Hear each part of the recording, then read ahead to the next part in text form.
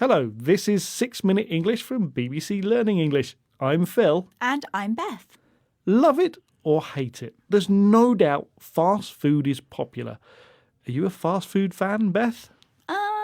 Not really, no. I think sometimes it can be quite convenient, obviously because it's quick, but not really. Well, whatever you think about them, fast food brands like KFC, Domino's, and of course the big one, McDonald's, are incredibly successful.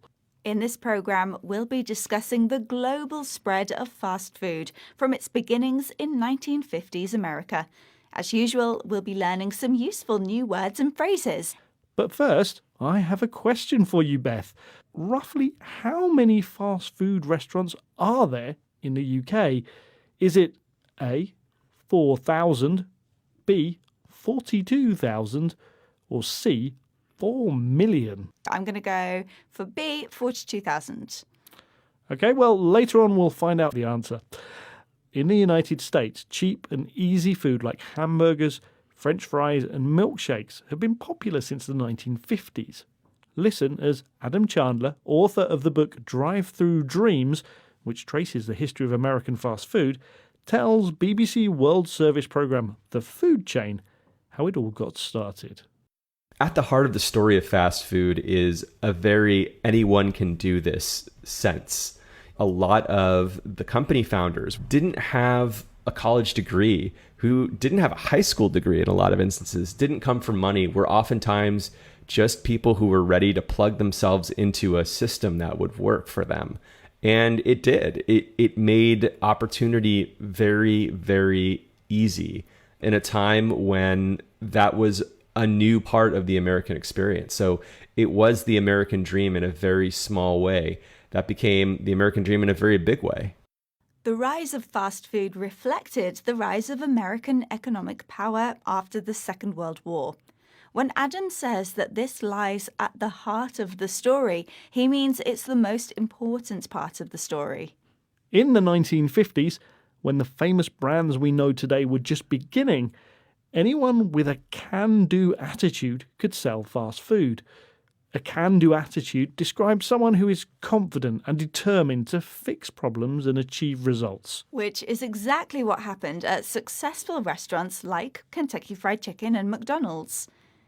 For many, these fast food brands symbolized the American dream, the idea that anyone in the United States can achieve success through hard work and determination.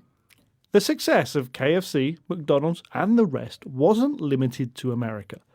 Nowadays, you can visit two McDonald's on opposite sides of the planet and eat exactly the same meal. But not every country opened its arms in welcome. The tiny island of Iceland, for one. Andy Sophia Fontaine, who used to work in McDonald's, now edits the Iceland Review. Here, she tells BBC World Service programme The Food Chain how McDonald's got a frosty reception when it started selling burgers in Iceland's capital, Reykjavik. There's been a long-standing burger culture in Iceland. They have their own take on the hamburger, wherein they'll use lettuce and raw cucumbers and a type of fry sauce that's called a sjoppubogari or shop burger. And that's been around for ages.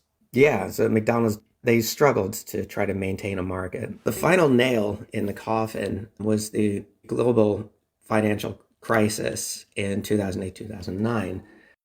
Iceland already had a long-standing tradition of eating burgers, a tradition that had existed for a long time. For example, the sjoppubogari, or shop burger, was a take on, or variation of, the American hamburger. McDonald's weren't as successful in Iceland as they'd been elsewhere, and the global financial crash of 2008 was the final nail in the coffin, an event which caused the failure of something that had already started to go wrong. To this day, there are no McDonald's in Iceland, unlike Britain, which reminds me of your question, Phil. Yes, I asked you how many fast food restaurants there are in Britain. I asked you if there were 4,000, 42,000 or 4 million, and of course the answer is 42,000, so you were right. Well done.